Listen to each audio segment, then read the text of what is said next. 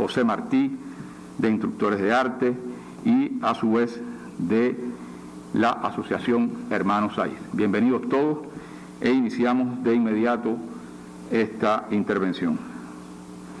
Como se recordará en el reciente discurso del compañero primer secretario de nuestro partido, Miguel Díaz-Canel, en el segundo pleno del Comité Central, se expresó que ahora la contrarrevolución viene con una supuesta marcha pacífica. El compañero Díaz-Canel se refirió a que no es más que una escalada en el modo de actuar contra la revolución y un desafío a las autoridades y al Estado de Derecho socialista refrendado en nuestra Constitución. Es una provocación como parte de una estrategia de golpe suave. Sus propósitos coinciden con las principales líneas de ataque, calumnias, mentiras y amenazas utilizadas por quienes, financiados por el gobierno de los Estados Unidos, se oponen al sistema político cubano e intentan desestabilizarlo y pretenden restaurar el capitalismo. El compañero Díaz-Canel, además, afirmó que no vamos a legitimar el accionar imperialista en la política interna ni dar cauce a los deseos de restauración neocolonial que han acumulado algunos y que se refuerzan en situación de crisis. No es un acto de civismo, es un acto de subordinación a la hegemonía yanqui. Hasta aquí las palabras de nuestro primer secretario en el reciente segundo pleno del Comité Central. Como se ha estado informando, entre el 20 y el 27 de septiembre, un reducido grupo de ciudadanos entregaron en las sedes de los gobiernos municipales o provinciales de 8 provincias del país textos similares donde anunciaban la decisión de celebrar una marcha supuestamente pacífica. Y subrayo la decisión de celebrar una marcha porque no era una solicitud, estaban dando por hecho la celebración de esta marcha. La acción fue concebida con un alcance nacional en evidente coordinación por parte de sus promotores. El 12 de octubre, las autoridades gubernamentales de los municipios donde fueron entregados los referidos documentos dieron respuesta personal a los remitentes.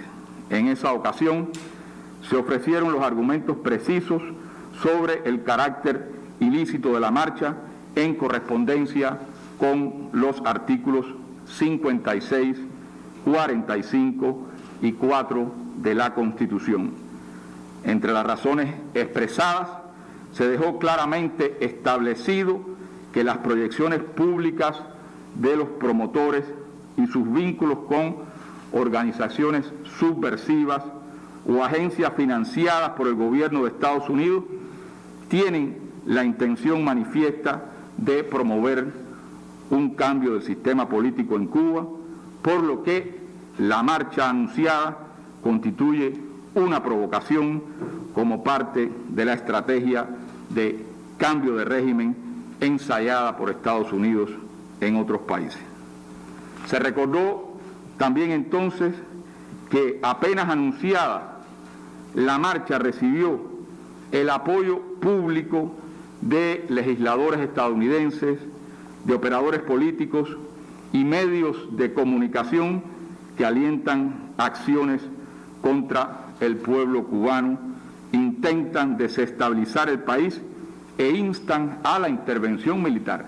Es algo recurrente, permanente, la manera en que estos medios y estos operadores políticos desde Estados Unidos instan a la intervención militar en nuestro país.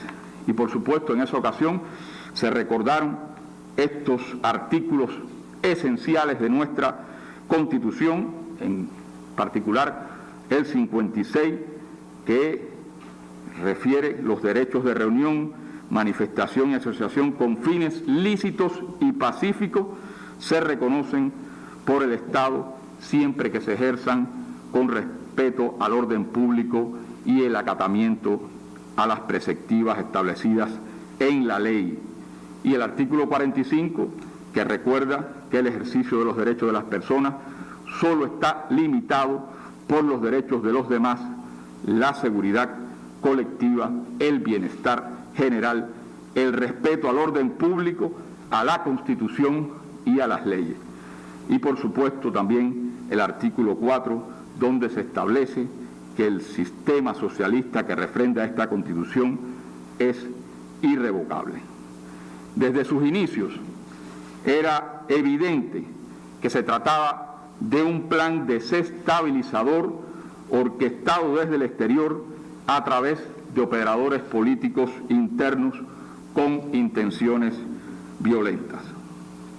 Ante el desafío mostrado por los promotores de la provocación en su pretensión de hacer caso omiso a la negativa de las autoridades, el 21 de octubre la Fiscalía General de la República, en sus sedes de varias provincias, inició un proceso de apercibimiento a estos ciudadanos, manifestándoles que de incumplir la decisión de las autoridades incurrirían en los delitos de desobediencia, manifestaciones ilícitas, instigación a delinquir u otros previstos y sancionados en la legislación penal vigente. Recordemos cuáles son los artículos del Código Penal a que se refirieron en las sedes de nuestras fiscalías en el momento del apercibimiento. El artículo 147.1 sobre desobediencia, el artículo 201.1 sobre desórdenes públicos, también el artículo 202.1 instigación a delinquir y el 209.1 manifestaciones ilícitas. En todos los casos, el Código Penal establece las sanciones relacionadas con el incumplimiento, la violación de estos artículos. La actuación de la Fiscalía General de la República se sustentó en el artículo 156 de la Constitución, que atribuye a este órgano la misión de velar por el estricto cumplimiento de la Carta Magna, las leyes y demás disposiciones legales por parte de los ciudadanos. Y también se sustenta en la Ley 83 de 1997, Ley de la Fiscalía General de la República, en su artículo 7, que establece entre los objetivos de ese órgano de justicia preservar los derechos e intereses legítimos de los órganos, instituciones y dependencias estatales, contribuir a la prevención del delito y otras conductas antisociales, al fortalecimiento de la disciplina social y a la educación de los ciudadanos en la observancia consciente de las normas jurídicas. Es evidente que estamos ante la presencia de un nuevo capítulo de la guerra no convencional, del golpe suave o del manual de lucha no violenta que Estados Unidos ha ejecutado durante la época contemporánea en varios países: Yugoslavia, Libia, Siria, Ucrania, Nicaragua, Venezuela. Son solo algunos de los ejemplos donde estas acciones de la guerra no convencional se han llevado adelante. Hay suficiente información doctrinal sobre la manera en que Estados Unidos ha llevado adelante estas acciones de guerra no convencional.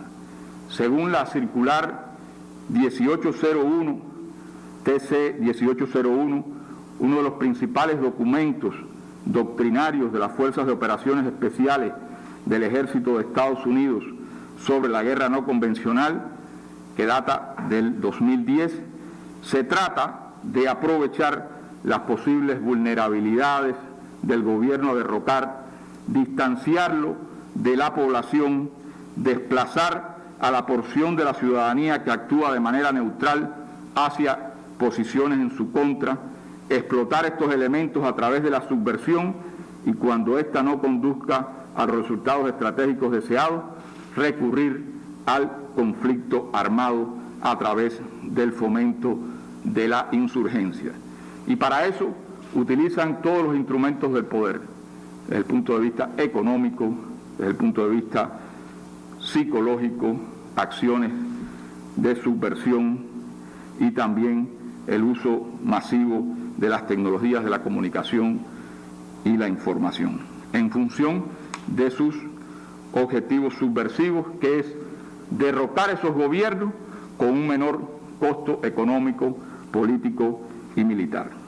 Hay numerosos ejemplos, pero puedo referir el que personalmente tuve la oportunidad de conocer durante algunos años, debido a mi presencia como funcionario diplomático en Venezuela. Durante los años 2013, 2014 y 2017, las denominadas guarimbas, que no fueron más que acciones violentas de los representantes de sectores de oposición en Venezuela para derrocar al gobierno bolivariano, provocaron innumerables daños económicos a la sociedad venezolana y numerosos daños humanos.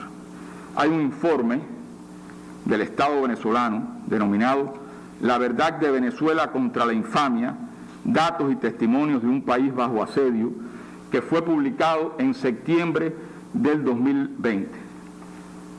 Quiero hacer referencia a este informe porque algunos de sus elementos pueden ser de interés para las acciones que en este momento algunos propugnan para ejecutar en nuestro país. En este informe se plantea que el total de fallecidos por las protestas violentas originadas en febrero del 2014 alcanzó el número de 43 personas. En las protestas de abril a junio del 2017, el Ministerio Público registró 121 personas fallecidas y 1.958 lesionadas. Sin embargo, en relación con las protestas del 2014, el entonces secretario de Estado de Estados Unidos, John Kerry, emitió un comunicado en el que afirmaba, fíjense, que las manifestaciones eran pacíficas y acusó al gobierno venezolano de enfrentar a manifestantes pacíficos con la fuerza. Un examen pormenorizado, dice el informe, de los hechos ocurridos revela que la mayoría de las manifestaciones convocadas y promovidas por dirigentes de oposición entre abril y junio del 2017 se realizaron quebrantando la legislación nacional e internacional vigente y que tales manifestaciones devinieron en acciones de violencia extremista caracterizadas por el uso de armas de fuego, bombas molotov, morteros y armas de fabricación casera, colocación de barricadas y trampas mortales en las vías públicas, daños a instituciones, escuelas, centros de salud y asedio contra instalaciones militares y policiales. Y fíjense esta otra revelación de este informe. Se registraron 3 prácticas inéditas en la historia reciente del país.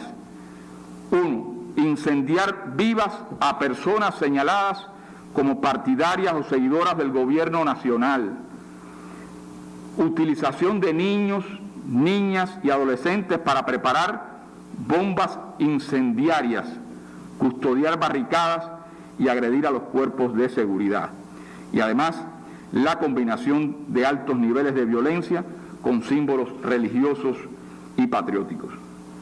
El informe, en uno de sus fragmentos, reconocía que constituye un motivo de especial preocupación la insistencia de presentar ante los medios de comunicación a las denominadas guarimbas como manifestaciones pacíficas.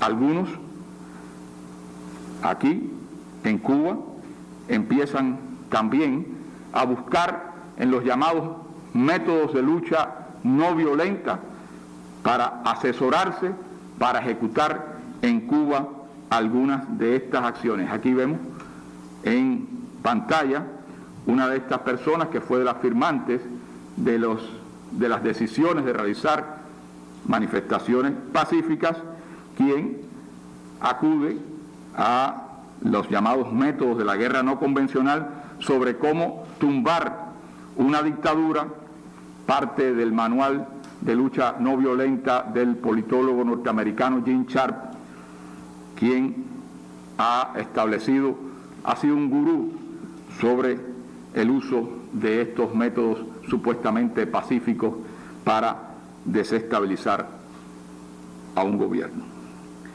En relación con el financiamiento para las acciones subversivas en otros países, ha sido una práctica sistemática de los gobiernos de Estados Unidos, por lo cual se ha creado un entramado de instituciones y fondos multimillonarios. Entre las instituciones emblemáticas de este entramado se encuentran la ANET y la USAID. La ANET, como todos conocemos, son las siglas en inglés de National Endowment for Democracy, que es la Fundación Nacional para la Democracia, y la USAID, que es la Agencia de los Estados Unidos para el Desarrollo Internacional. Son solo ejemplos de este entramado. La ANET fue creada en 1983, fue parte de aquel denominado Proyecto Democracia en el gobierno de Ronald Reagan, para hacer abiertamente lo que durante décadas había estado haciendo la Agencia Central de Inteligencia de manera encubierta. Así lo afirmó John M. Brother, periodista del New York Times, en 1997, en un artículo en el que revelaba que Estados Unidos ha instalado o derrocado a líderes en todos los continentes, ha apoyado secretamente a partidos políticos de sus aliados, ha fomentado golpes de Estado, propagado rumores falsos, sobornado figuras públicas y gastado miles de millones de dólares para influir en la opinión pública de varios países. Y, por tanto, los objetivos fundamentales de la ANET, creación de la Agencia Central de Inteligencia, han sido siempre la subversión política y el denominado cambio de régimen. Y para eso han establecido, como vemos en pantalla, ese entramado de organizaciones, fundaciones en el mundo entero para lograr sus objetivos mediante instrumentos como la realización de eventos, cursos, premios, becas, creación de organizaciones no gubernamentales que son realmente fachadas, tanques de pensamiento, fundaciones, centros universitarios. Como parte de ese entramado de organizaciones se encuentra una de ellas en América Latina, denominada CADAL. CADAL es el Centro para la Apertura Democrática en América Latina. Forma parte de una amplia red de organizaciones no gubernamentales de las que Estados Unidos dispone por todo el mundo para canalizar financiamiento y formación a sus operadores políticos a través de la ANET y la USAID. Sobran las referencias públicas de financiamiento de la ANET a CADAL como parte de los tentáculos para el entramado contra los procesos progresistas en América Latina y en otras partes del mundo. Ahí podemos ver que la ANET otorgó a CADAL $107,000 en 2017 y $100,000 en el 2021, destinados al proyecto denominado Un enfoque regional para promover los valores democráticos en Cuba.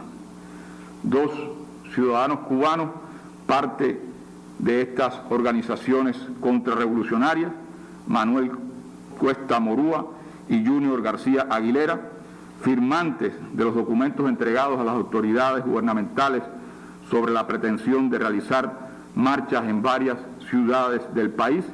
Viajaron en el 2018 a Argentina para participar en un evento de esta organización CADAL, coordinado por el proyecto Tiempos de Cambios y el nuevo rol de las Fuerzas Armadas en Cuba, auspiciado por la Universidad Torcuato Di Tella.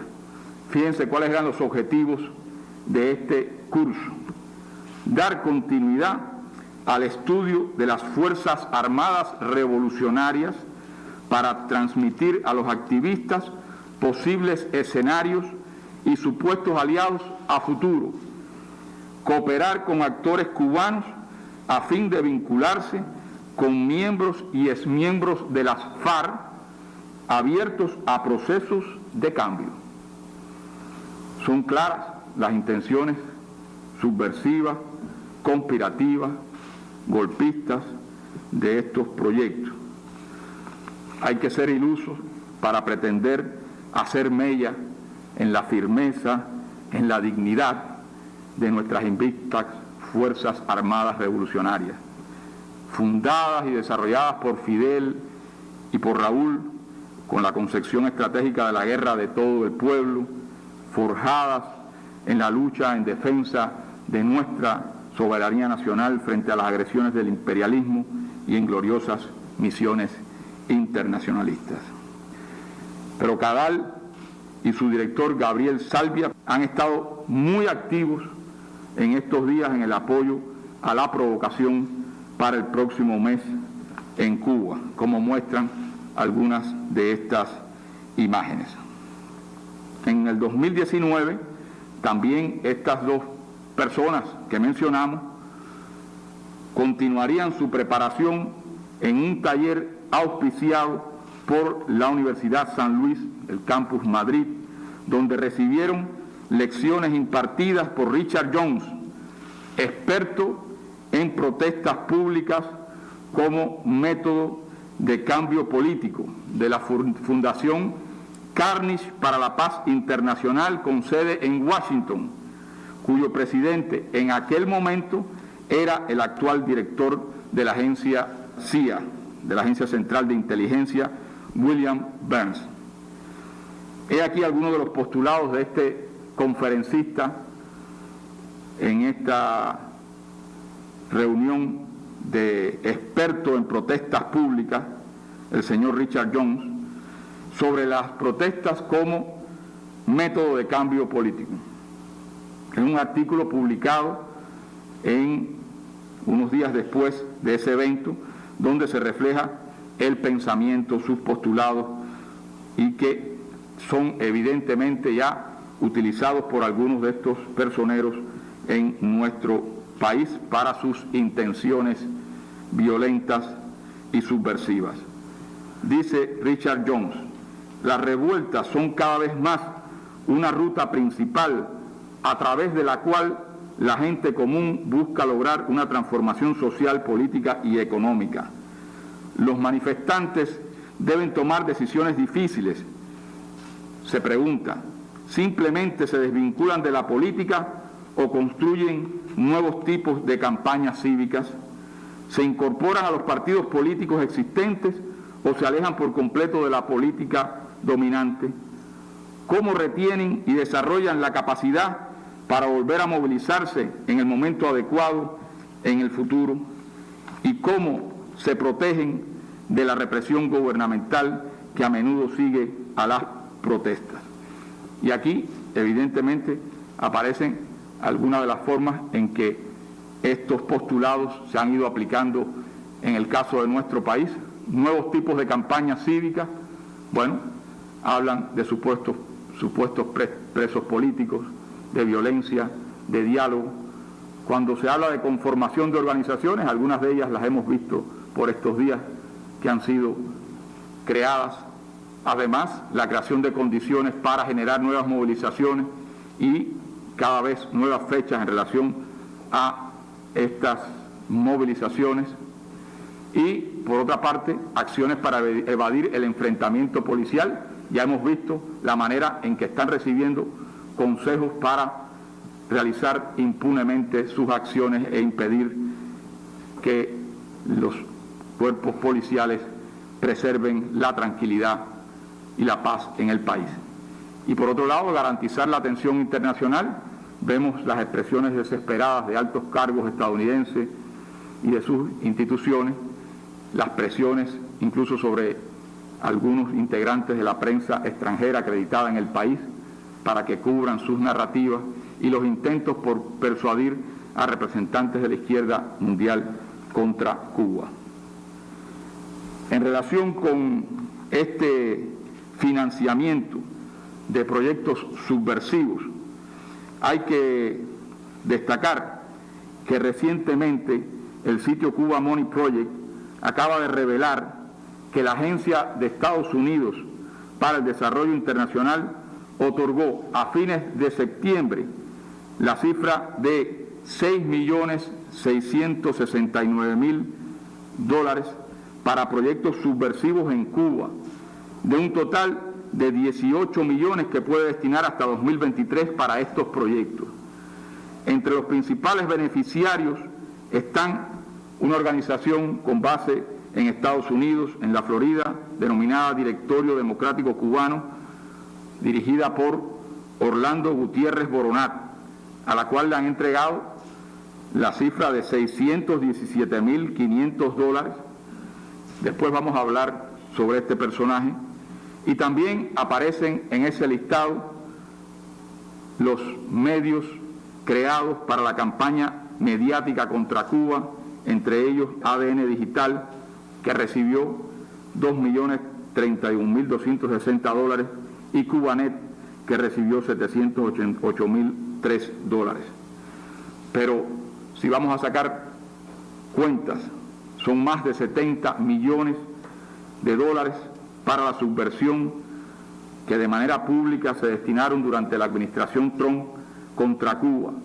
A la cuantiosa cifra habría que añadir los más de 100 millones de dólares que recibió en ese periodo la Oficina de Transmisiones para Cuba, que dirige las mal llamadas Radio y Televisión Martí, medios dedicados a promover la subversión contra Cuba desde las ondas radiales y televisivas y ahora también en el espacio público digital. A ello habría que sumar también las millonarias cifras no públicas que la comunidad de inteligencia y el aparato militar estadounidense dedican cada año contra Cuba y el dinero del contribuyente que se eroga para financiar la burocracia de la Oficina de Control de Activos Extranjeros, la OFAC, encargada de perseguir de manera milimétrica cada transacción financiera desde y hacia Cuba y de sancionar a cualquier empresa en el mundo que ose comerciar con nuestro país. De esta manera se tendrá la idea de cuánto cuesta al contribuyente estadounidense la obcecada política anticubana. Pero estas organizaciones que han servido de financiamiento a politiqueros, a mercenarios, que viven al amparo del generoso derrame de Washington, más allá de Cuba y de Miami, son cada vez mayores en cuanto al número y en cuanto al monto que reciben. Y también desde Cuba, estas organizaciones se mantienen recibiendo el apoyo y el financiamiento de las autoridades de Estados Unidos, del Departamento de Estado, del Consejo de Seguridad Nacional y de la Embajada en La Habana, como denunció nuestro primer secretario del Comité Central del Partido en el reciente pleno de nuestra organización partidista. El gobierno de Estados Unidos es el verdadero organizador y promotor de la provocación montada para noviembre. Los hechos y declaraciones lo demuestran. No se han tomado el cuidado de ocultarlo. Altos funcionarios gubernamentales participan directamente en su promoción. Recientemente, el gobierno de Estados Unidos amenazó con nuevas medidas contra Cuba si no se permite que los operadores locales de su estrategia anticubana actúen impunemente en el país. Así lo indicó En una entrevista, Juan González, director para asuntos del hemisferio occidental del Consejo de Seguridad Nacional, al señalar que su administración actuará si Cuba procesa a los convocantes a la marcha. Pero Cuba no acepta amenazas ni se deja intimidar. Nuestra historia de resistencia y de dignidad lo confirman. Así que guárdense sus amenazas. Como dice nuestro pueblo, el miedo no come aquí. Tampoco nos sorprende el apoyo a esta pretendida marcha por parte de organizaciones violentas y connotados terroristas de la mafia anticubana y del núcleo mediático generador de odio en Miami. Todos hemos sido testigos de que apenas se anunció por sus organizadores, la marcha recibió el respaldo público y notorio de legisladores estadounidenses, de operadores políticos y medios de comunicación que alientan acciones contra la revolución. Tweets, declaraciones, asambleas de resistencia y otras frenéticas acciones llenan estos días de Miami como si la manifestación fuera a desarrollarse en esa ciudad. Cambio de régimen, derrocamiento del gobierno, intervención militar, vuelven a ser la narrativa imperante en el sur de la Florida. Entre los más fervientes han estado algunos de los congresistas ya conocidos, todos activos impulsores de las acciones de bloqueo y de subversión contra Cuba y defensores de los disturbios violentos del pasado 11 de julio. También se pronunció de inmediato el terrorista reconvertido Orlando Gutiérrez Boronat, quien ha declarado que esta acción servirá para derrocar al régimen. Este es el jefe del llamado Directorio Democrático Cubano y de la autodenominada Asamblea de la Resistencia. El 4 de diciembre del 2020, tras los sucesos del 27 de noviembre, abogó por una invasión armada a Cuba para derrocar al gobierno y después del 11 de julio ha llamado una y otra vez a una intervención militar en Cuba. La USAID y el Departamento de Estado le han otorgado a la organización al menos $6.970.939 desde el 2019, desde el 2006 al 2019, según muestran los registros. Aquí vemos algunas de las declaraciones de este personaje. Adelante. Bueno, queríamos saber cómo planean las organizaciones del exilio apoyar la marcha pacífica en Cuba el próximo 15 de noviembre. Hoy estamos lanzando una campaña de apoyo a todas las iniciativas en Cuba dentro del gran paraguas del paro nacional. Estamos apoyando las diferentes iniciativas que están proveniendo desde Cuba. Vamos a empezar una campaña que va a ser publicitaria, que va a ser en las calles, que va a ser en mensajes hacia Cuba, que va a ser con declaraciones de diferentes gobiernos, que va también a consistir en acciones de desobediencia civil hacia la tiranía castrista que va a generar el exilio cubano. El paro no es un solo día, el paro son todos los días que hagan falta para tumbar este régimen.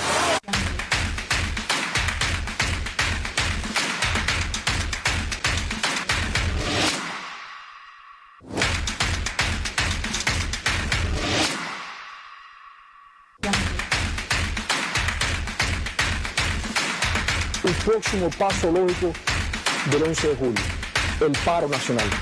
Paralizar el país para que caiga la dictadura. Tremenda labor que están llevando a cabo el senador Marco Rubio, el senador Rick Scott y el congresista Mario Díaz Valar por la liberación de Cuba.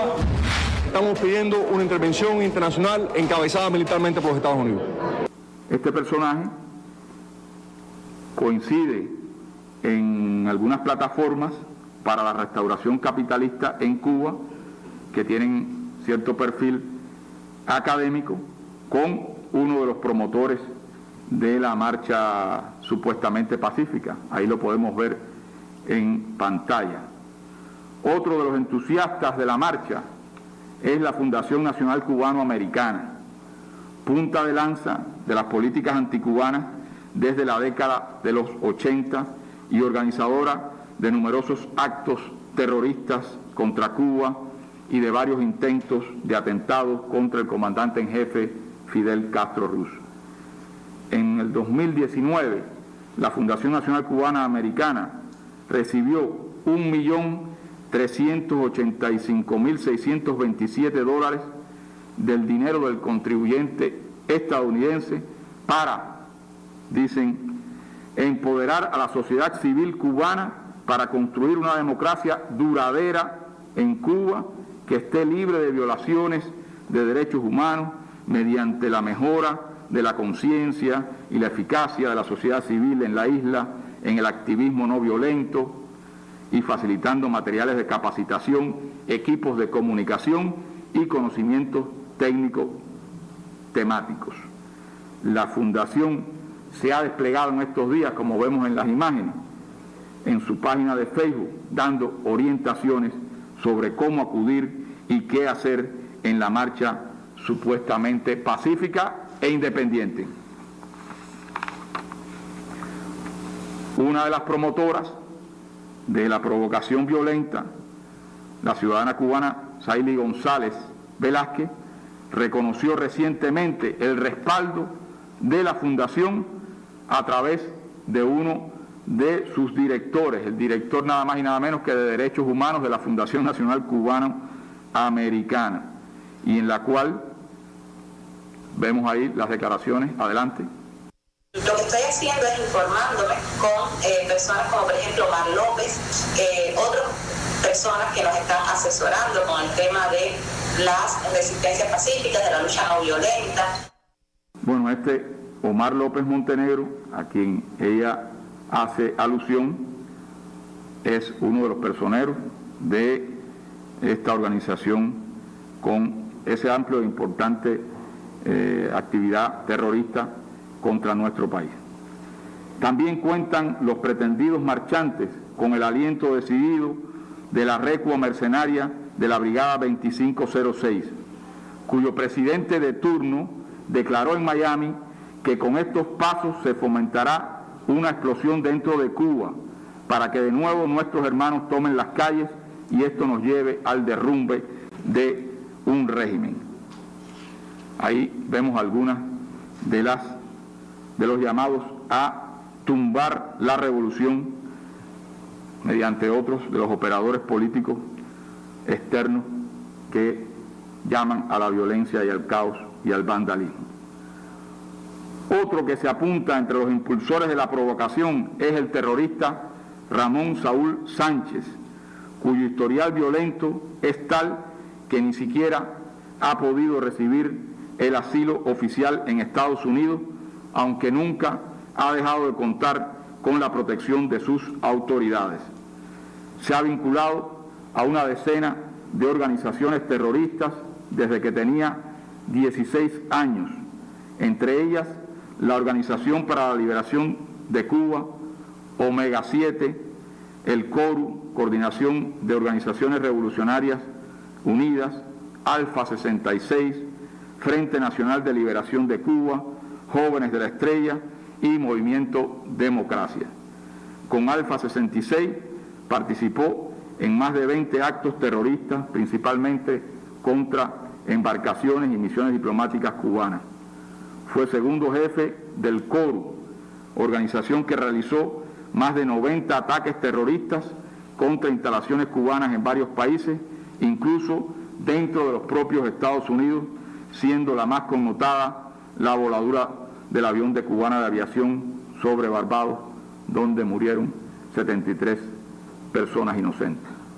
Documentos fechados entre el 79 y el 82 vinculan a Ramón Saúl con el atentado a la sección de intereses de Cuba en Washington y los reiterados intentos de asesinar al entonces embajador cubano en la ONU, Raúl Roa Courí. El llamado Movimiento Democracia, que dirige ahora, ha sido promotor de las llamadas flotillas que en numerosas ocasiones han violado las aguas territoriales de Cuba. A continuación revelamos una prueba contundente de sus vínculos con uno de los principales promotores de las provocaciones previstas para noviembre. Junior. Sí. Buenos días, es Ramón Saúl, ¿cómo tú estás? Buenos días, ¿cómo está Ramón? Sí, bueno, no sé si vio el anuncio que hicimos de adelantar para el día 15. Bueno, nosotros, el Movimiento Democracia y el Movimiento Opositores por la Nueva República, estamos el 100% en lo que diga Piedra o lo que tú digas, así que estamos con ustedes. Una pregunta, ¿tú crees que es fructífero o sería contraproducente si lográramos ir frente a las costas de Cuba con las luces de libertad ese día? Es complicado, yo creo que hay que pensárselo mejor. Yo sí creo en el apoyo que necesitamos de todo el exilio, donde quiera que estén. Estamos 100%, te admiramos, mi hermano, con mucho que te admiramos como Autero Alcántara. Nosotros tenemos bastante acceso aquí a los medios, entonces cualquier difusión que tú quieras, enseguida lo lanzas para acá, nosotros lo repartimos, lo difundimos, o cualquier otra cosa que tú pienses que seamos útiles. Me siento orgulloso de poder respaldar lo que están haciendo.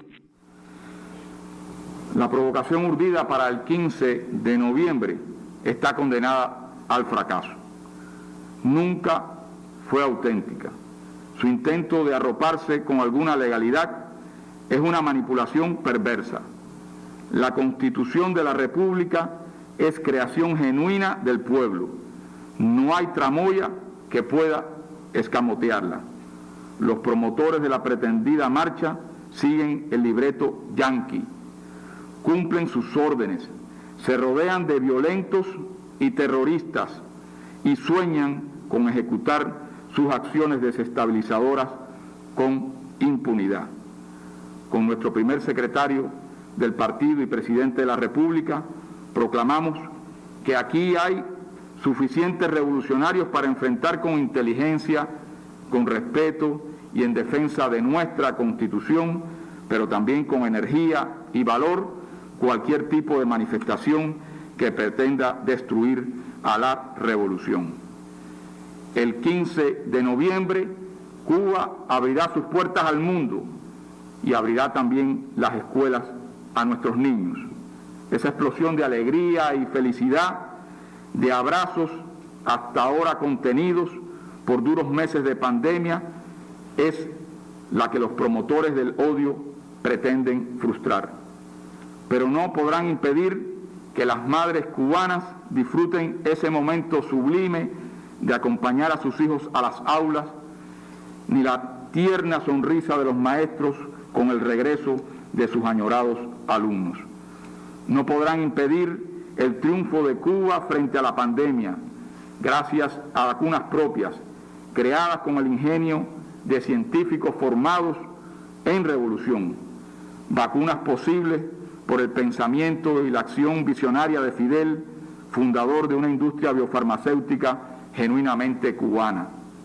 No podrán impedir el tránsito hacia una nueva normalidad, una normalidad responsable que permitirá abrir paulatinamente nuestra vida económica y social en las próximas semanas. No podrán impedir la proeza de Cuba, de sus profesionales de la salud, de sus trabajadores, de sus jóvenes, de todo un pueblo que en resistencia creativa avanza con optimismo por encima de adversidades colosales. No podrán impedir la victoria de Cuba frente a la subversión y el bloqueo criminal de Estados Unidos, recrudecido de manera oportunista en medio de la pandemia, lo que agiganta nuestra epopeya gloriosa. Con nuestro héroe nacional José Martí, a quien algunos pretenden ultrajar con sus pretensiones neoanexionistas, proclamamos: ¿qué deben hacer los amantes de la patria?, se preguntaba Martí. Predicar revolución. Estamos aquí para impedir que el enemigo acorrale al abanderado o caiga en malas manos la bandera. Aquí somos la vigilancia y el amor, la cordialidad y la centinela, la pasión razonada por el juicio de cuanto lleve con decoro el nombre de cubano. Estas son nuestras razones, las razones de Cuba. Muchas gracias.